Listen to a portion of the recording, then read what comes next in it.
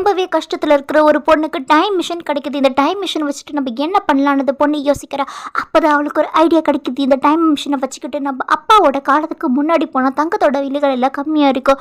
அப்பா அவங்க கண்டிப்பா அந்த தங்கத்தை வாங்கியிருக்க மாட்டாங்க. அவங்க தாத்தா கொல்லி இல்ல பருத்தி மூட்டை அறுவடை பண்ணிட்டு இருக்காங்க. இந்த பொண்ணுக்கு ஒரு யோசனை வந்துடுச்சு. இந்த பருத்தி மூட்டை எல்லாத்தையும் எடுத்துட்டு போயிட்டு நகை கடையில கொடுத்து நகையா வாங்கிடுறா. அந்த நகை எல்லாத்தையும் அவ வீட்டுல வைக்கிறதுக்கு 2 நாள் ஆயிடுது. நகையை அவங்க எல்லாரும் எடுத்துக்கிட்டு சந்தோஷப்படுறாங்க.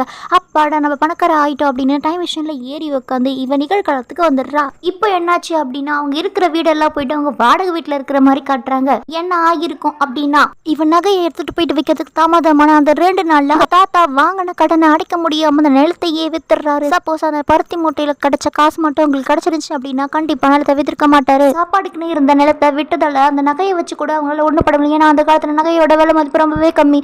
அப்பதான் இவ உணர்றா அந்த காலத்தை மாத்த முயற்சி பண்றதை விட காலத்துல நம்ம முயற்சி பண்ணோம் அப்படின்னா கண்டிப்பா நம்ம சாதனையாளராக ஆகலாம்.